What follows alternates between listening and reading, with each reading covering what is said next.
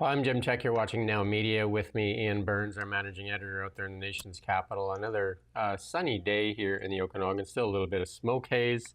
Somber day for sure for a couple of reasons. The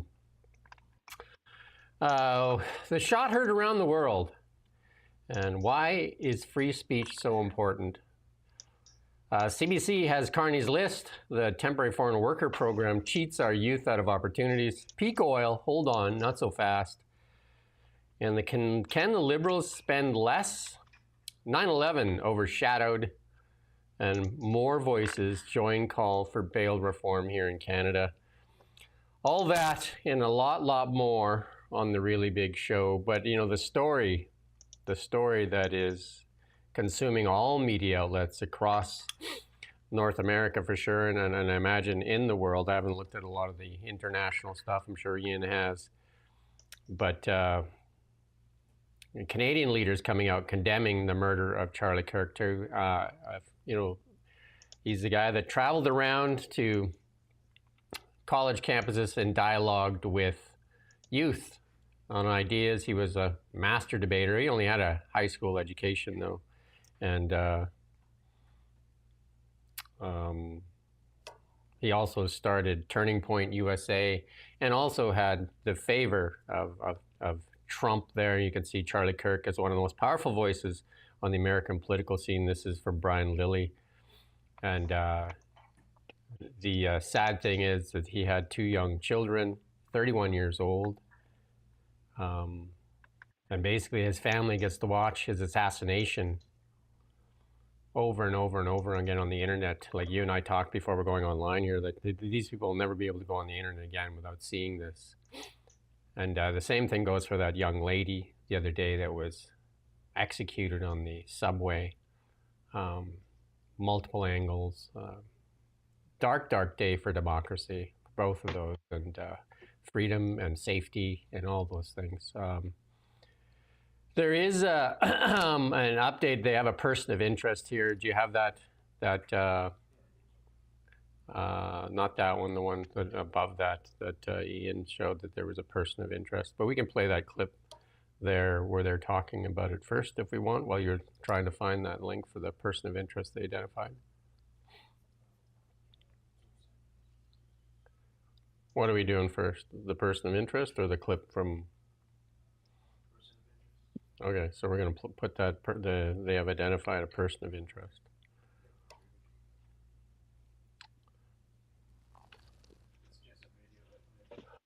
Right. Okay. They have said it looks like a young man, college-aged, and we're going to play this update here from law enforcement here, though. Through all that work last night, we were able to make a few breakthroughs. We were able to track the movements of the shooter. Starting at 11:52 a.m., the subject arrived on campus, shortly away from campus. We have tracked his movements onto the campus, through the stairwells, up to the roof, across the roof to a shooting location.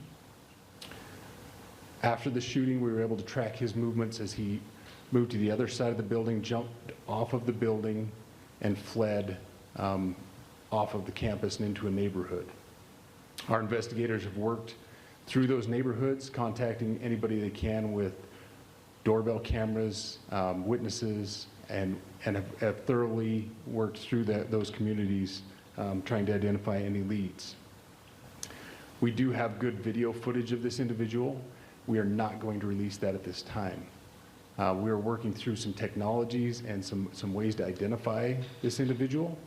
If we are unsuccessful, we will reach out to you as the media and we will push that publicly to help us identify them. But we are confident in our abilities right now, and we would like to move forward in a manner that keeps everyone safe and moves this process appropriately. Last night I communicated with Erica. The family's devastated. As a commissioner of public safety, as a father, as a husband, I can only imagine what that family's going through. The heinous event that happened yesterday is not Utah. This is not what we're known for. Over the past several weeks, we've seen this state come together to help families in mourning, come together as a community to show what Utah is known for a state of character, of service, of camaraderie, of a neighboring feel. We will not stand for what happened yesterday. We are exhausting every lead. We have every officer invested in this, every investigator, every local agency. The outpouring of support from the law enforcement community has been astounding. And like I said, we have, they've now released that image of the person of interest there. Elon Musk also put out, Elon Musk has huge influence in the world as well. Elon Musk putting out a statement there, and it was right after that the left is the party of murder. There is so many assassination attempts that we've seen in the past little while. It's just unbelievable. Gad Saad here, a Canadian, reacting to MSNBC's coverage of this, where one of the commenters, he's been now fired for his comments as well, for what he said right after the event. He's been terminated by MSNBC. They first came out and apologized, and then shortly after that, they terminated his employment with them. CBC also, let's play a little clip here from CBC, their initial reaction. I mean, look, Charlie Kirk, and I don't say any of this to disparage him, but was a controversial, polarizing figure, right? The provocations that these university tours, he's going to these campuses, you know, to sort of provocation and confrontation and debate and argument was a big part of what he did with his Turning Point USA. But he was very close to Donald Trump, who has ordered all U.S. flags to be lowered in honor of Charlie Kirk for his murder today. You can see right there. Is that the White House? I think that's the White House. So this speaks to his importance and central role to Donald Trump. So it wasn't a murder, it was an assassination. It was much worse. And this is a political assassination. And then hours after that, CBC publishes a collection of Charlie Kirk's most controversial takes. Like, I don't know.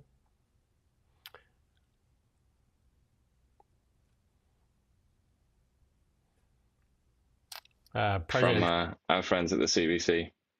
President Trump has ordered the flags in federal buildings and that to be lowered to half-mast. He made a big statement last night too. We won't play that clip though. But I mean, it's the ones that are more troubling is the people coming out and celebrating this. And it was Holly Dones that kind of like her tweet that alerted me to this, and that this is, you know, Rachel Gilmore. Remember, she was CTV had hired her at one point to be a fact checker. I believe she worked at Global for a while, and she was. And then, you know, that was a funny one. You know, like she just, you know, she's coming out and she's very. A very controversial figure for sure, an influencer out there now. I think she believes she calls herself a journalist as well. And she's just a poisonous fool, isn't she? God bless her. She's just a mediocre human being with a lot of resentment built up inside of her. She's poisonous and possibly, you know, diseased, possibly ill, as so many of these people are. There's this terrible crossover between, in some cases, people who are self-avowedly mentally ill and the desire to celebrate the murder of a young father and husband. I can't ignore that. I can't ignore the fact that mental illness here, I think, is quite important. And I'm not saying she is mentally ill, but the very brief acquaintance I've made with her just by looking at a couple of her videos, she's clearly a very sad person, isn't she? She's a very miserable, unhappy person, as so many of these are. She's like almost the perfect example, really. But I would say, just to go back on what you mentioned there about CBC, what a tactless article that is. What an atrocious piece of work that is. If the CBC had any shame, I would invite them to be ashamed of themselves. But that's a waste of time, really, isn't it? A man who's just been murdered. All over the internet are these sick people, like that girl you just mentioned, either equivocating or in some cases actually celebrating and saying, well, he was so controversial, you reap what you saw, etc., etc. Then they publish a story titled, Here's some of Charlie Kirk's most controversial takes. And you look at it, Charlie Kirk, I have to admit, didn't really know anything about him. I was aware of him like on the periphery of the sort of internet ideological debate sphere, whatever you want to say. But what I did know about Charlie Kirk is that he was pretty middle of the road. He was kind of just like he's like Paul Ryan for the 2020s. You know, he's pretty harmless, or was pretty harmless.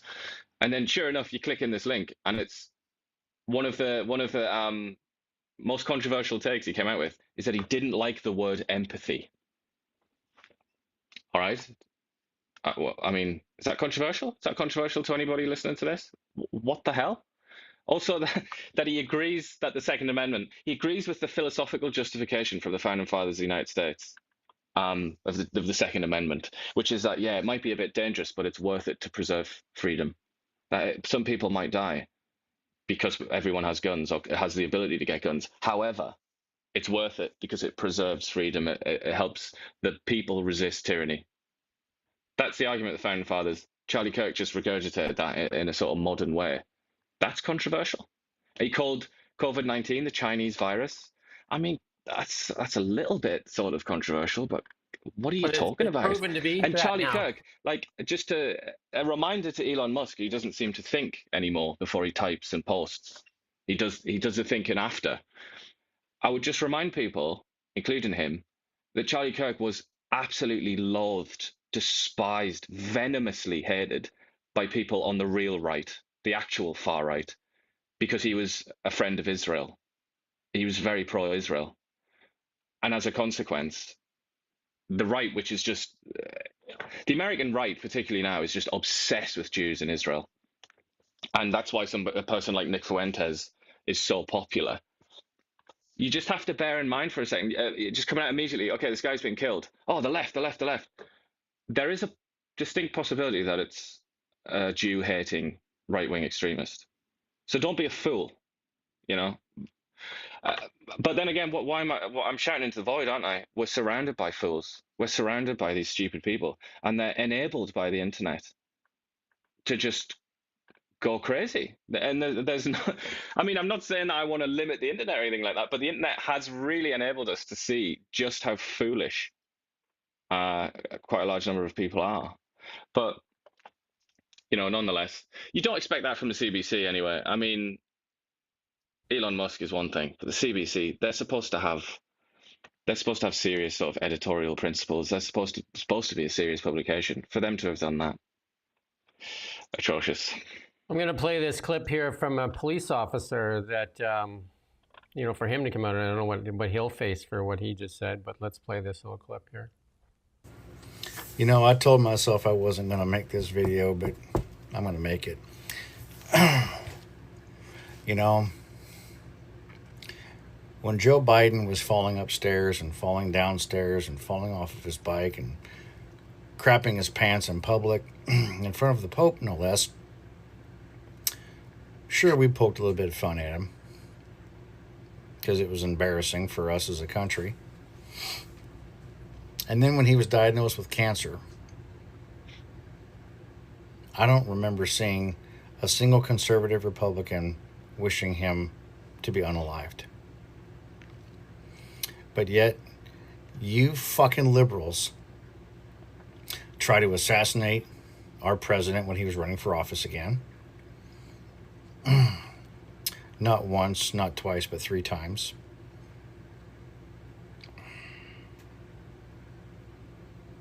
And then you go after and assassinate this young man with a wife and 2 children simply because of his values and his religious beliefs.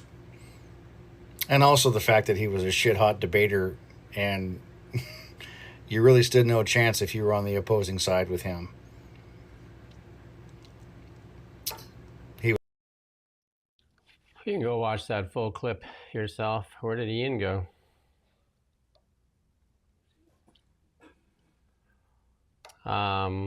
Was he there still? Ian, are you still there? And then there's this clip here from, let's see if we can get Ian back here.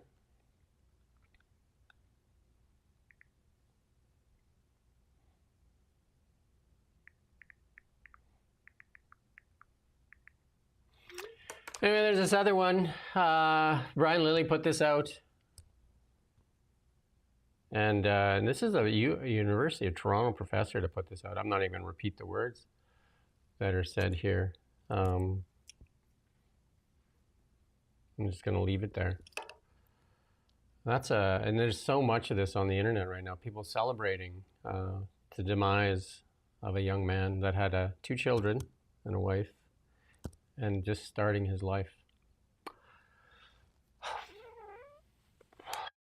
I think Ian's back. There you go. We lost you. I'm not getting audio here, by the way, so I'll be back again shortly. We're having a little bit of technical difficulties there with Ian's connection, but we're going to move on to Mark. Well, maybe we'll just hang on a sec. How about now? All right, this should work. How's that? Can you hear me? I can hear you. Goddamn Bill Gates at it again. Anyway, I was just putting up this last thing here from Brian Lilly put this up from the Toronto Star, and it's a U of T professor. How can they say these things? Like, it's just unbelievable. And there's so much of this on the internet, and there's even stuff on the internet about that young lady that was murdered on the subway there, about how, like, it was justified. I don't understand. Yeah, I mean, the Black Lives Matter, their primary account posted something absolutely repulsive and despicable, but I suppose they need to get attention these days, don't they, since they're no longer, nobody ever really pays them any attention, so that could be justified in that way. But this kind of thing, yeah, like earlier I was saying, a lot of people have made fools out of themselves already, I think, by saying that he's been murdered by some left-wing extremist. We don't know that. We really don't know that. And that is, hold your fire on that one before you look like a clown. But what we do know is that an awful lot of people who you would call part of the left have reacted like this wretched person. And that is disgraceful by itself, really, isn't it? To celebrate somebody's murder in that way. But not just to celebrate, I mean, like I said earlier, there's a lot of moral equivocation. There's an awful lot of, about the Second Amendment. He made a point about the Second Amendment.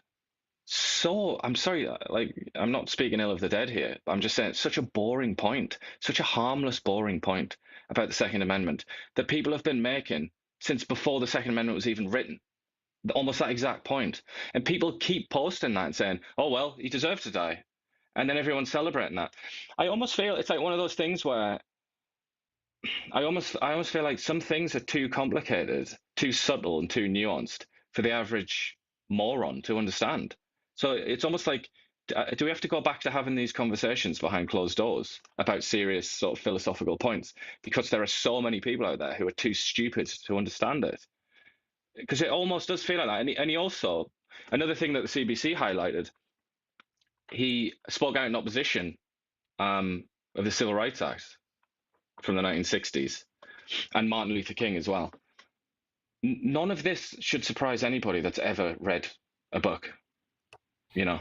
It shouldn't surprise you. There's lots of opposition to the Civil Rights Act, and it persists today. It's not that controversial. It's not that special. And yet that's kind of, in his case, because obviously he had read a few books in his life, I assume. He knew about that criticism. He voiced it occasionally. And then now it's being put on the internet. People saying, oh, well, he's a racist then. He deserves to die. Because he was a critic of the Civil Rights Act, which was an enormous piece of legislation. It wasn't just like racism is bad, the legislation. It's much more complex than that. But I almost feel like people just aren't capable of, they're not capable of understanding that. It seems we've democratized political and philosophical debate to such an extent that we've invited the stupidest people in the class to come in and talk about things that they couldn't possibly understand. And then they get angry about it. And then they start celebrating somebody's death and saying, oh, well, he said this thing that I don't understand. So it's a little bit worrying, especially as well here we've got Dr. Ruth Marshall, a professor. who obviously also can't understand these concepts. A professor at Canada's best university. I mean, that is another level of embarrassment, really, isn't it? What I don't understand is a lot of the left-leaning media, especially in the United States, has really come out in a despicable way that, and I understood, and when I was part of that, the liberal left, I believe, and then defenders of democracy, actually, you know, this guy's, his guilt is freedom of speech. That, you know, he'd go to universities and dialogue with people. That's his guilt, that he deserved to die for having to want to uphold the ability to have freedom of speech. Well, he wasn't like abrasive or aggressive or anything either. He was actually a very personable chap. He wanted to dialogue. Yeah. He was everything that you would expect of a nerdy Republican Party Christian type person. Very, very polite, well-mannered. His whole purpose, he said, I mean, I don't know what other people would say about him, but he said of himself that his entire purpose was to create a dialogue between people who are political opponents so that they don't kill each other, so that they could speak rather than kill each other. Everybody that's celebrating. It's quite tragic that he's the one that's then, you know, killed, this person that preached dialogue. And ultimately, if you want to phrase it another way, it's somebody that preached peace. Everybody that celebrates the death of a young man that had 2 children, they should have to sit in the room and explain to the children why their father was assassinated, because he believed in the freedom of speech and real democracy. Well, the defenders of democracy use this type of language. This is a teacher or a professor at a University of Toronto speaking to our youth. How can the University of Toronto continue to employ a person that is saying these things about the murder, assassination of somebody? I just don't understand how this happens in Canada. And we also saw this, didn't we, after Donald Trump was shot? We saw lots of people coming out, including at UBC, there was one, wasn't there, if I'm not wrong, who was an academic there.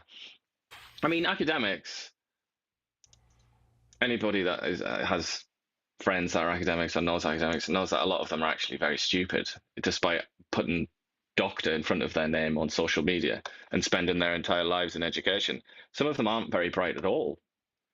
And the sad thing is that they have this is kind of one of the reasons why I mock this whole expert thing, because I know experts. I've spent my whole life surrounded by experts. A lot of my friends are experts, and I know that they're stupid in many cases. I know what their flaws are. The idea that we should venerate these people and pretend that they're like, you know, saints or something, or wise wizards that understand how the world works, it's stupid.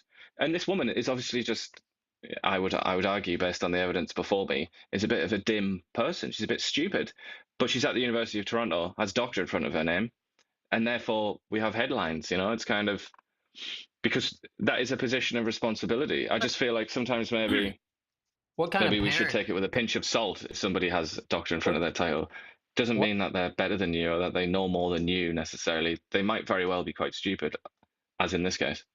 What kind of parent continues to send them children to the University of Toronto if this is what they're teaching there, that we celebrate the death of anybody, especially a father of 2 children? These children now get to watch their father being executed for the rest of their lives. Sad.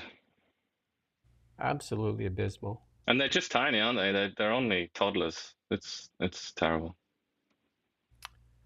Let's move on to some Canadian news, but you know, let's move. And Mark Carney here, he's gonna, again, CBC has the list. We're gonna talk about it in a couple seconds, but he's making a speech here again. Let's listen in. Tomorrow, we'll announce the first tranche, the first batch of these projects. Projects that will increase Canada's independence, boost our economy, align with the interests of Indigenous peoples, and advance our climate goals. Canada's new government recognizes that addressing climate change isn't just a moral duty that we have to our kids and grandkids. It is that moral duty. But it's also an economic imperative for the competitiveness of our businesses and the workers they employ.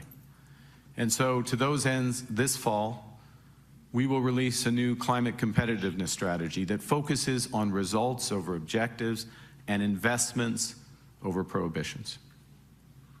Third, we will remain relentlessly focused on bringing down costs for Canadians, building on the elimination of the consumer carbon tax, building on that middle-class tax cut.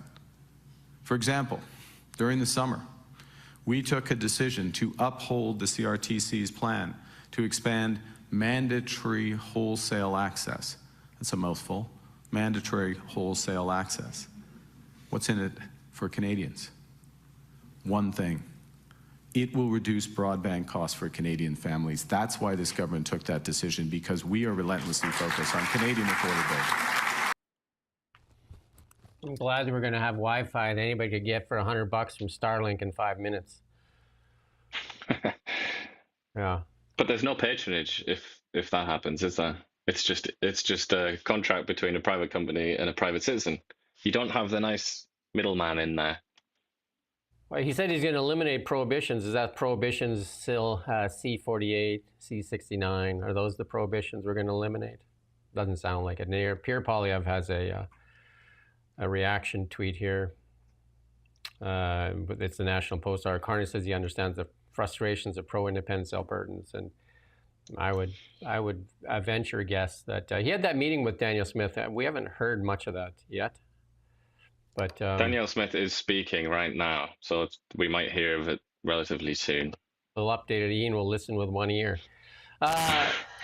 CBC got the list, of course. CBC, the Liberal machine, got the list, and they're going to front run it before Mark Carney announces it. And let's just go ahead and play it. Amazing how they get the list ahead of time, but here you go. Here's Such a coincidence. Here's the list that they're going to announce. More breaking political news this morning. CBC News has learned which of the major infrastructure projects are going to be on the first list from the federal government, which are going to get priority right off the hopper. These are projects part of the key elements of the government's plan to reshape the country's economy. Rafi Boudjikanian has the details CBC News has learned in terms of the projects and their potential impacts. CBC News has obtained an advance copy of the list the government is set to reveal on Thursday, shared with us confidentially. At the very top, an LNG expansion project in Kitimat, BC. It would double LNG Canada's capacity to produce liquefied natural gas, which would be targeted at expanding markets in Asia and Europe. Up next, about an hour east of Toronto, the Darlington nuclear project, which would make Canada the first G7 country to have a small modular reactor. Prime Minister Carney has previously alluded to an expansion of the Port of Montreal, and that's next on the list. Rounding it out are projects for mine expansions in Saskatchewan and northwestern British Columbia. Nowhere on the list is an oil pipeline. A Liberal source says there is simply no private sector player who wants to build one at this time, though the government is open to revisiting the list in the future, something Alberta Premier Danielle Smith says she will take Ottawa up on. She says the lack of enthusiasm is due to federal regulations that have discouraged the industry, and she wants the government to repeal those, something that would be sure to create tensions among the environmentally minded MPs in Carney's caucus. Rafi Boudjikanian, CBC News, Edmonton. There you go. So the CBC got the list first. And again, they're saying that there's nobody that's willing to build a pipeline. I wonder why. Would Bill C-48? Yeah, it's just don't expect the CBC to provide context on that kind of thing, though. Maybe they should ask Tech, who just got taken over by Anglo-American, why they walked away from that project there after spending, I think it was $1.1 billion in Fort Mac, why they walked away from that project. It'd be a good question. There seems to be no interest. It'd be a good question to ask. And talking about companies walking away from Canada, here's another one. Barrick Mining, formerly Barrick Gold, one of Canada's, used to be Canada's preeminent company. Barrick Gold started here in Canada with the Hemlo Gold Mine in Ontario. But I'm going to get that wrong. They're selling the Hemlo gold mine in Ontario, that's the last Canadian asset for them. They're going to sell it for $1 billion. And so that is the last active gold mining asset owned by Barrick, and the once proud Canadian company that started in Canada as a small Canada-based gold company, and then they built it into Peter Monk built it into a giant, like the largest gold mining company in the world. And there you go, leaving the last Canadian asset sold off, and they'll be looking at.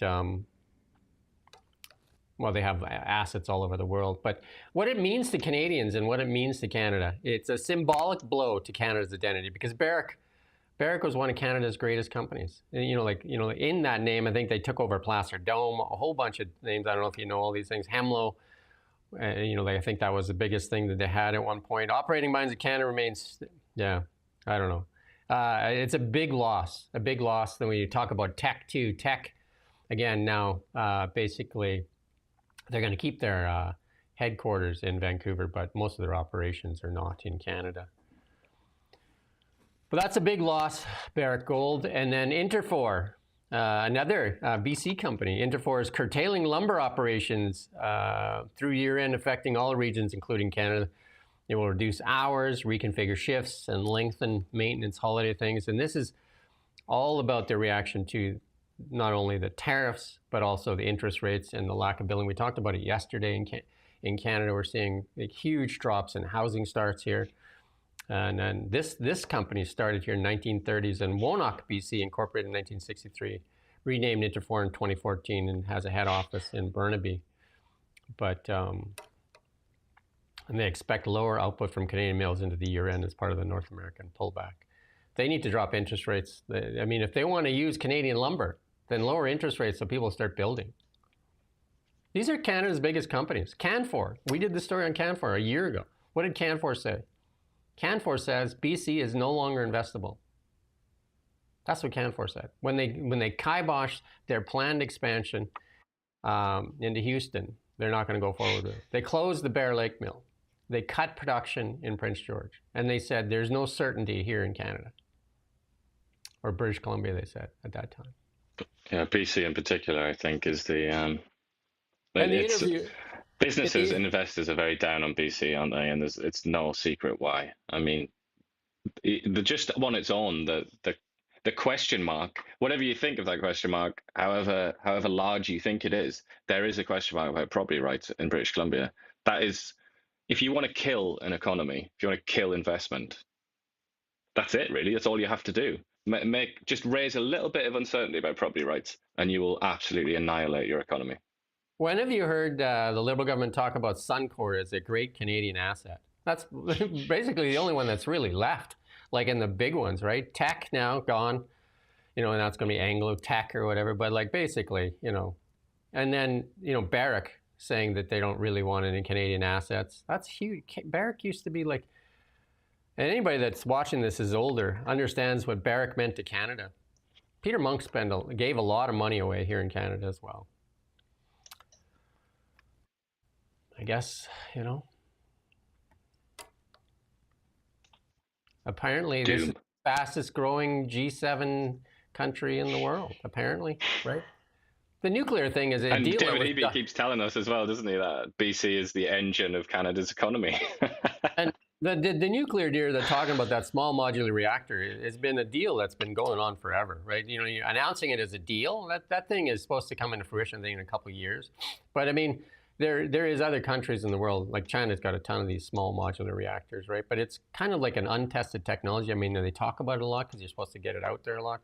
I mean, I've invested lots in nuclear technology, and I believe it'll be a good thing. But I mean, it's been kiboshed so much and faced so many regulatory hurdles.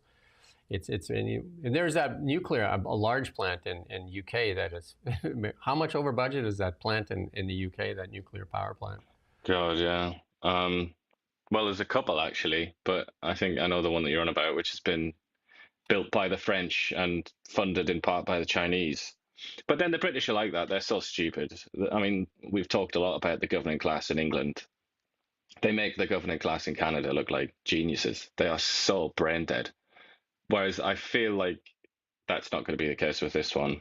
I think it will be a more successful than the British one, but inevitably it'll go over cost, because that just seems to happen to every big project now, doesn't it? This is a column from Rick Bell saying that, from the Calgary Herald, saying that Alberta's shafted by Carney on that new pipeline. I know they say, well, in Tranche 2 there might be a pipeline. They're stringing her along. I don't think she's going to buy into the stringing along, but I guess she's speaking right now. So, well, that CBC article includes there are these 5 ones that are they're going ahead, but then there were other ones that are kind of, let's have a look. How did they describe it? Some additional projects that are at an earlier stage but require further development. And included in that list is also, or not included in that list, is a pipeline. But we do have carbon capture in Alberta. Yeah. And also the high-speed rail corridor between Toronto and Quebec City that we last heard of from Justin Trudeau when he was just about to leave. The Temporary Foreign Workers Program, we did a story on it yesterday, and we got input from many people. Daniel Smith adding her voice to this as well now. And you got to go read the story on Kelowna Now. It's a very good story. Also, I posted on my LinkedIn. It's the theme of the Temporary Foreign Workers Program seems to be the benefit of the few at the expense of the many. And that's what Mark Carney came out and said that day. The 2 things that people talk about when they're touring across Canada, one is Trump tariffs, and the second is the Temporary Foreign Workers Program. But youth unemployment is being sold out at the benefit of cheap labor. And then Mark Miller coming out and accusing, Poilievre, he's used terms like racist and something like this. And the one that's David Eby's been pointing out, though, is like these restaurants like Boston Pizza and Starbucks hiring temporary foreign workers instead of employing our youth. And he's calling them out for this. And we interviewed the CEO of the BC Restaurant Association there, Ian Tosteson, and he said it's really hard. It's hard to hire Canadian youth. They want time off for hockey and need part-time jobs, and they want too much flexibility. And he also accused Poilievre of being naive, uninformed, and playing political games. They're trying to, sell this thing that, I've asked our reporter, ask for examples. Ask for examples. There's just one antidote that you use, and that you come out and say, oh, okay, we can't hire any kids. I worked in the restaurant industry as a youth. But again, the UN Special Rapporteur, this is all in the article that talks about the Canada utilizing the Temporary Foreign Workers Program, and it's a breeding ground for, exploitation, and call it a contemporary form of slavery. And then federal inspections this year, this is from Holly Dome Blacklock story, on pace to levy record fines against employers for breach of migrant labor regulations. Inspectors found in the first half of the year $3.8 million, or levied $3.8 million in fines.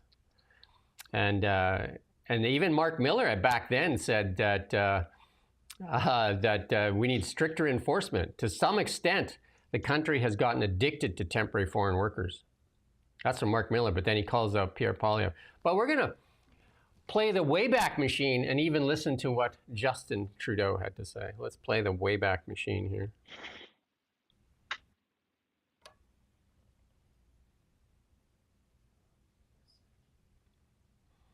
We're going to try and play the Wayback Machine. And this has got to be in the context, absolutely, of Mark Miller, who is Justin Trudeau's best mate, and also, who was the immigration minister, Mark Miller, under Justin Trudeau. Right. And he's just come out and it's a dog whistle, isn't it? We love that term. He's tried to basically imply that Poilievre has got something against immigrants, said it's anti-immigrant sentiment. Go ahead and play it.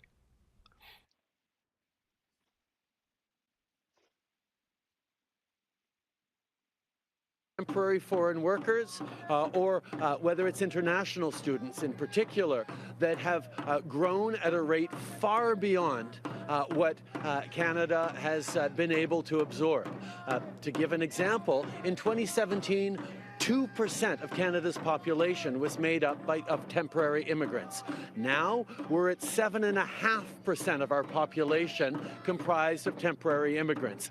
That's something that we need to get back under control, both for the benefits of those people, but because international students we're seeing increasingly vulnerable to mental health challenges, to not being able to thrive and get the education they want, but also unemployment rates in Canada, in 20% and higher in some areas of Canada. In BC, it's 16.6 in May. And then, you know, the restaurant workers. I mean, this is not high-skilled jobs, the restaurant industry. I started as a dishwasher, and then I was made a cook. I mean, you know, like, come on, right? And then say that we need to hire temporary foreign workers because Canadians are unskilled. I think Patty Hajdu, we played that clip yesterday from the Labour Minister, said that Canadian kids have to work on their soft skills and their skills. Doug Ford says they're not looking hard enough. How is it that we can employ temporary foreign workers in the restaurant industry and we can't employ our youth? It's a real shambles, isn't it? But I just want to focus on Mark Miller because I feel like people like that, not only is he so out of date, but it's so counterproductive as well, isn't it? To come out and say any discussion of this is somehow dirty, isn't it? It's somehow unpleasant and gross. Bearing in mind, if we kept listening to Justin Trudeau there, Mark Miller's master and friend, he went on to say, we've been taking in immigrants, and this is a quote, at a rate far beyond what Canada has been able to absorb. And he goes on to say, that's caused so much pressure in our communities. And he even said, immigrants are driving down wages, and it was crucial to get it under control. This was in April of 2024. I mean, how is it anti-immigrant sentiment when Pierre Poilievre comes out and says, exactly, I feel really bad for these immigrants. They're being abused. It's a humanitarian catastrophe. We've got to help. We've got to improve the situation, and then we'll also help our own youth. Pierre Poilievre says that. Pierre Poilievre married to an immigrant, a refugee, by the way. I mean, shouldn't have to say that, but he is. That's anti-immigrant sentiment. But when Justin Trudeau says that, immigrants are driving down wages and they've overwhelmed Canada and its services, that's not anti-immigrant sentiment. Can Mark Miller explain that, please? I'd be very interested to have his insight there. Where is the Canadian media on this? Where is the Canadian media on this? Because Mark Carney gets to stand there and say that Canadians are concerned about two things. And then if the people watching right now, Canadians are concerned about two things: tariffs, and that we continue to keep the temporary foreign workers program. I don't know who you're talking to, because it sure isn't the unemployed people. It sure isn't. We're talking to people like that at BC Restaurants BC who say, "Oh, the Canadians, like, they need to go to hockey and stuff like that. Like, nah, they're crap. We can't use them. They're not reliable enough. We need to get in foreigners who owe their presence in Canada to us and this job that we can give to them." But this is like, as I've said a million times, this has been going on for centuries. These big magnates, the big sort of money men and the business people, have always been in the ear of the leader of a country saying things like this. I need cheaper labor. I need either these people to be moved internally in the country, or I need these people from overseas to come and work in my factories or on my fields or whatever. Mark Carney is just the latest leader in the long line to go along with that. Although he likes to present himself as some kind of, liberal wizard that is sort of a moral genius. It's a well-done article on Kelowna Now. Go read it, share it. You can also find it on my LinkedIn, the link there. Go share it, because this story needs to get out there, because they get away with it. They get away by saying, our Canadian kids, Patty Hajdu, the Labour Minister, she's so out of touch. Even remember her Air Canada comments, she was going to launch an investigation to find out if Air Canada employees, flight attendants, were actually unpaid during their shift, when it was a well-known fact that it's an industry and well-known fact. And she could have just phoned the CEO, but she was going to launch an investigation. How can she be the Labour Minister and make these comments about Canadian youth, one, and unemployment numbers in the 20%? You know what happens when you have unemployed youth and no money? This is where you get Nepal-type situations where youth get restless and they want opportunity. There's no housing here in Canada. We're basically stealing from our youth so that we can import cheaper labor. And who benefits from this? Again, the Liberal policies are the benefit of the few at the expense of the many. And it's at the expense of our youth right now. But we're stealing from ourselves as well because they're the future of this country, and we're taking away that their ability to learn and grow. So what does that mean in the future?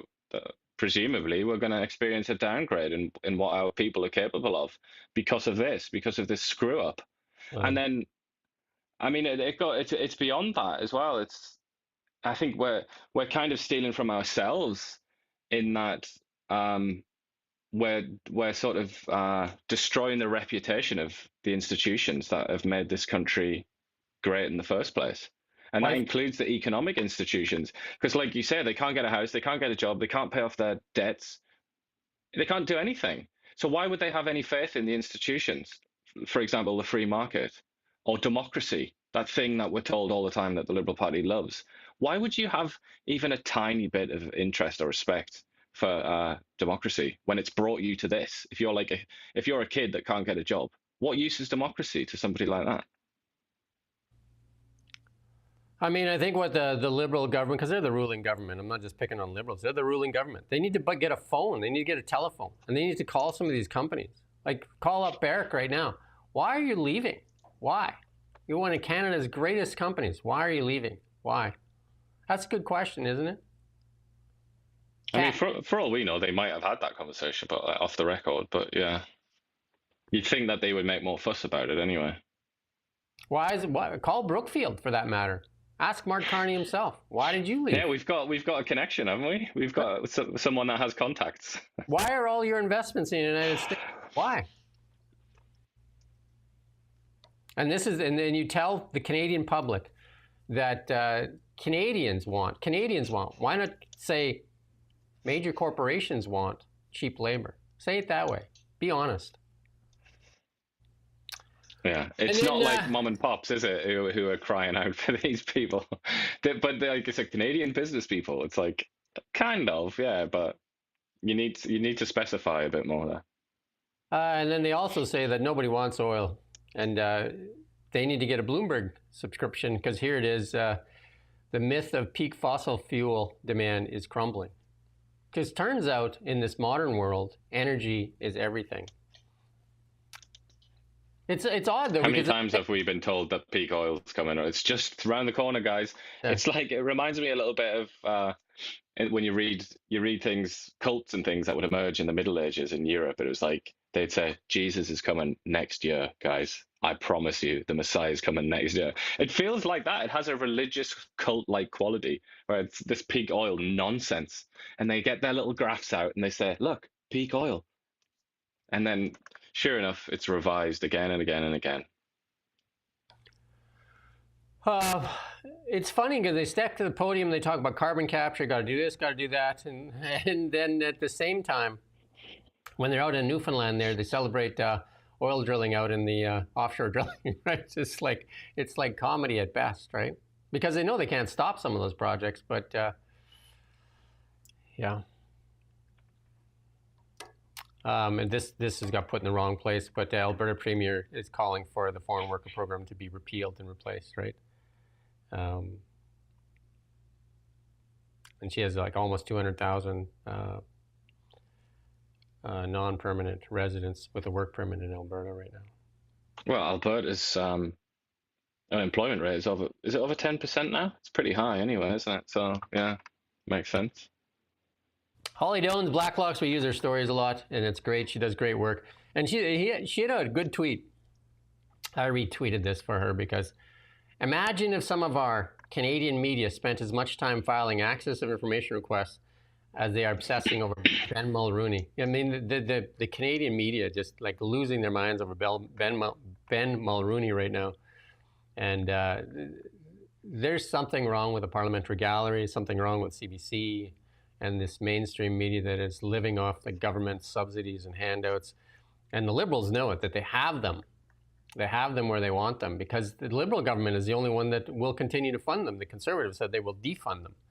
So they know that they have their best ally. And we don't have an alternative other than us. There is no Fox News, and we don't have the budget of Fox News. And, they took away our audience as well with Bill C-18. We took away our audience of 200,000. And they continue to say they support democracy while at the same time they suppress it. And And there you go, Holly Doan offering the advice. Like, why don't they do some? Like we talked about how many times? Like all the stories that we expose with Holly Doan stuff, and say, well, I bet you the media won't pick this up. They won't pick this up. How many outlets have you seen pick up the wasted money? Like we've done quite a few of her stories. There, the wasted money that the federal government is doing, and like we talked about it yesterday, the ventilators that they're selling for scrap metal. The CBC certainly won't be picking it up. They've got more important things to write about, like all the controversies that Charlie Kirk got himself involved in. But they also don't even want to release the information about themselves. Like they're trying to like have that hearing about them silenced, so that the public can't learn about their use of funds. Odd, no? Yeah, they're very busy trying to fight fires, aren't they? Mark Carney says he's going to spend less, and this is from Holly Doan Blacklocks here. It says that he's going to cut its $500 billion budget this fall. Mark Carney said that yesterday. He did not detail where and how much. Canada's new government will spend less so Canadians can invest more. Carney said in his prepared remarks, and he said in election night he made a clear commitment to Canadians to bring new fiscal discipline to the federal budget. Not a lot of people believing that right now. Yeah, it's the Finance Department in December 16th Fall Economic Summit said its last budget tabling noted 5 line items that accounted for more than half the projected 2025 spending: seniors benefits, payroll costs, healthcare transfers, and debt interest costs. Debt interest costs right there in the top 5. And Canada Child Benefits, in there you go. And it did not include the new election promises like $5.8 billion, that income tax cut that you get $70 a month for. Yeah. I seem to remember he and his party also promised that if he didn't get elected and his party didn't get elected, that Pierre Poilievre would cut spending, and that was a terrible thing. Oh. I wish he'd said then that he also intended to make cuts, because that might have been important as a voter. It might have been important to have that information. But I guess he didn't think that it was important that we know that. If only Canadians could eat photo ops, we'd be full. Because here's one here out there when he was in Newfoundland there, enjoying some fish and chips. That photo is super enhanced. Like, I'm a photographer from the past, right? That photo is well lit. Look at that, how well that photo is lit and everything. It's a bit oversaturated. They look quite pink, don't they? I think they need to chill out the saturation. HDR at best, right? Just like it's clownish. It's absolutely clownish, right? But also, like, she very much looks like she's posing now, doesn't she? I think they were given warning. Perhaps, some man there with a massive camera was a bit of a clue that they should pose. She's like, look at I'm serious. The even lighting. I know. As a photographer, I can understand how that photo was staged. Remember when Justin Trudeau and his Liberals said that, or Jagmeet Singh said that we need to get the grocery stores to stick to pricing, like we need them to hold prices where they are. Just like, so you want the grocery stores to form a cartel. You mean like the bread cartel, where they're finally settling on that? It's almost $500 million, and you can apply to get some of that money back. You can actually go online now. It turns out Quebec is going to get a lot of it, based on, again, Quebec is what, 1/13th? But they're going to get 22% of that money goes to Quebecers. But you can get almost $100 if you eat bread. You don't even need receipts. You can go on there and you can claim your $100 from this bread cartel because it was fixed pricing. Imagine that. Not the only thing either, is it? There's been other foodstuffs. Well, the Liberals and the NDP actually suggested that the grocery store, remember when the prices were really high and they said, we don't want prices to go, we want prices to be frozen right here. And the grocery stores are like, okay. Okay. Okay. There you go. If you want to go there, you can go and get your $100, eh? Yeah. And what happens if it isn't? If they don't empty the pot, where will it go then? I wonder. No wonder. Eh? It's also 9/11, and it's kind of overshadowed, basically overshadowed by the assassination of Charlie Kirk, a political assassination, and also the young lady a couple days ago. I know my wife didn't sleep last night. She's been in tears watching the assassination of two people. Like, I mean, it's so, like, this is like unbelievable. Unbelievable. But anyway, there's a lot of first responders that lost their lives on 9/11 when those two buildings came crashing down and changed the world. Years later as well, from lung, like mesothelioma and stuff like that, and they had lung problems that killed them because they inhaled all kinds of garbage when they were trying to help people. That event changed the world. Some say not for the better, but Kamala Harris's book is starting to leak out. They're leaking out experts. I think it's going to be released in September 23rd, I believe. But there's some leaks there that are coming out. Basically, she's saying that the Biden administration basically treated her like a houseplant, and actually tried to actually they never defended her, and that it was everybody said it was Jill and Joe's decision whether or not he run, and she figured that she was kind of like sidelined and treated very unfairly. I don't know if that's going to help her when that's the top Democrat, potentially the top running Democrat for the 2028 presidency versus the former Democratic president. Now they're starting to do the finger pointing. Such a mess, isn't it? Still, Democratic politics, they haven't figured it out yet, have they? I don't think they're anywhere near figuring it out yet. So it'll be a very interesting primary season for them, whenever that will be, 2026, 27, that sort of time, I guess. Because it's pretty much open, isn't it? I mean, Gavin Newsom is probably the favorite, but it's going to be a real battle. Yeah, it's going to be interesting to see the rest of these books. Amazing how she's bringing out her books. Well, anything for a sale, right? Anything for a buck, right? Yeah, well, she needs the money now, doesn't she? She's got to hire some personal security because Trump took that off her, didn't he? Although that was kind of but it's supposed to be reported in quite a dishonest way because it was gonna expire anyway, wasn't it? Biden had extended it, but he had extended. She shouldn't have had it in the first place. At this point, yeah. But she is going to need private security, though. That's for sure. With if she's going on a tour of some kind.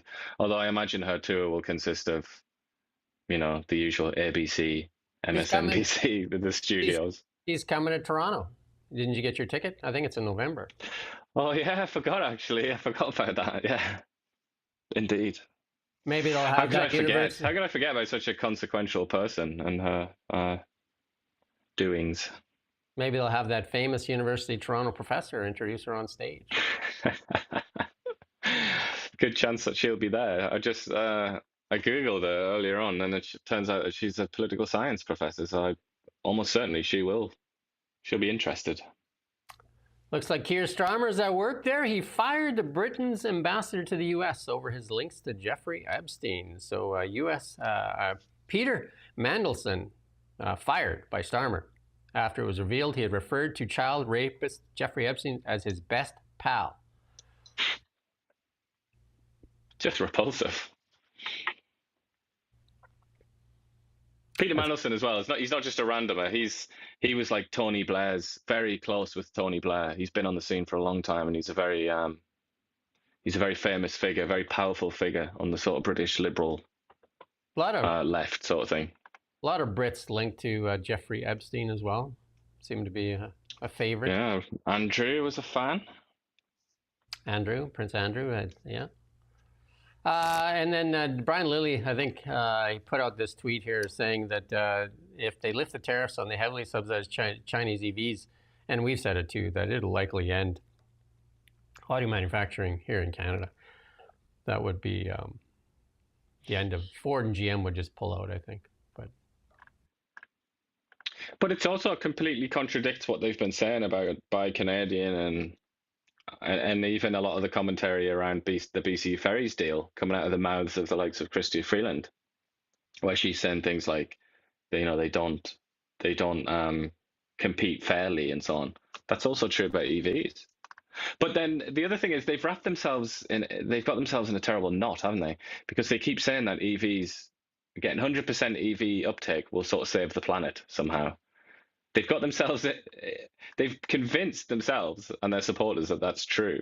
But then they've also boycotted effectively, or put a sort of block on the cheapest EVs in the world.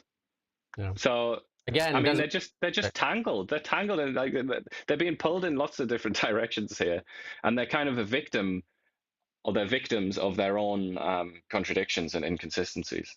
we're going to skip the next one, but we're going to go to that this crime in Canada here, and we're going to talk about. No, we'll skip that one. And in an unprecedented move, police publicly object to Crown accepting manslaughter plea in Indigenous girls' homicide. So the police are said that's the one before that, but many more police forces are joining voice now. It's becoming like a roar on bail reform. Like we're seeing this across Canada, and it's going to be interesting to see if we actually get a reaction from the Liberals. Yeah, Polyev was talking about it just today. He's in Ontario and he's got together lots of people who are like victims of crimes to come and speak out against it. And it seems to be quite a successful avenue for Polyev, so I think he's going to keep on banging that drum. So Carney, he's going to have to say something. I mean, they did plan bail reform. Sean Fraser's supposed to unveil it when Parliament reopens. So I guess that's when the Liberals are going to say something about it. You know what makes us different than most? There's a lot of commentary accounts out there that just talk about news and they do things. We're actually a news outlet, and we actually generate a lot of our own stories and do our own interviews and all that kind of stuff. And here's one here with the BC General Employees Union. Here, I interviewed the president of the union. You can go watch that interview on our Now Media channel, or you can go read it on our site there. And he says that the government is actually putting out a lot of false information about this strike. And they represent close to 100,000 people here in British Columbia. And it's not, a lot of people think it's the BC Government Employees Union because it looks like that. And they do represent some of the public workforce. But it's, like they represent lots of different companies, including the BC wildfire workers. And, I think their starting salary is around $28 an hour to stand in the bush and face flames. Seems like a low amount of paid to get that, when they're paying the temporary foreign workers $36 to work at Tim Hortons. Surprised we don't have lots of temporary foreign workers coming to do that job, to put fires out. Make it make sense. Make it make sense. That's what I would say. Make it make sense, because it sure doesn't, right? Make it make sense. Elon Musk, again, James Wood, the former actor there, or I guess he's still an actor. I don't know if he's done any work recently. But Elon Musk has joined in this fundraiser to put Irina's face on many murals across America. She was stabbed 3 times in the neck, and then people walked away from her. She died alone in a pool of blood with no one offering her any help, in complete shock. And all she did was, her crime, I guess, was getting onto a subway and just sitting down. And she was like, I mean, you can go watch, it's horrible to watch. Yeah, I mean, don't watch that, and don't watch the zoomed in one of Charlie Kirk's murder unless you really, really, really want to see it, because they're both gruesome, very, very gruesome. This young lady did nothing. And she's, the sad thing is she comes from Ukraine, war-torn Ukraine, from a bunker, to feel that she can have, freedom. And then they asked her parents if they wanted her body flown home to Ukraine, and they said no. Because she loved America, isn't it? That's what they said. Apparently, yeah. That's completely tragic. I mean, there's something just so terrible about.